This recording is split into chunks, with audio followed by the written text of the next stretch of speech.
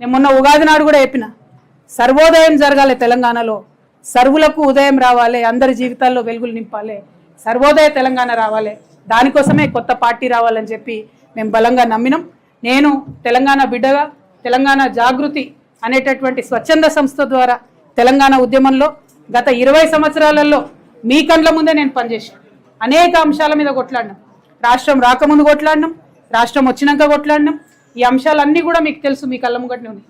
తెలంగాణ రాష్ట్రం వచ్చిన తర్వాత తెలంగాణ జాగృతి సంస్థ ఒక ఎన్జిఓగా అప్పుడున్నటువంటి బీఆర్ఎస్ ప్రభుత్వం ఒక నిర్ణయం తీసుకున్నారు. ఏంటిది అది? ఆత్మహత్య చేసుకున్న రైతులకు, ఏది ఆంధ్రప్రదేశ్లో ఆత్మహత్య చేసుకున్న రైతులకు కాంపన్సేషన్ ఇస్తామని నిర్ణయం తీసుకున్నారు.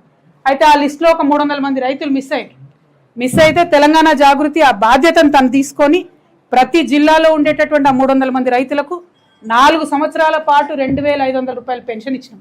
మీకు ఆ రైతుల పేర్లు, జాబితాలు, వివరాలు ఇవ్వమంటే కూడా మా వాళ్ళు ఇస్తారు.